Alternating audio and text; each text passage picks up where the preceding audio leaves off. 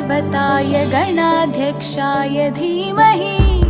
गुणशरीराय गुणमण्डिताय गुणेशानाय धीमहि गुणातीताय गुणाधीशाय गुणप्रविष्टाय धीमहि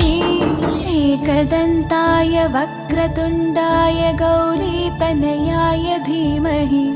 गजेशानाय भालचन्द्राय श्रीगणेशाय धीमहि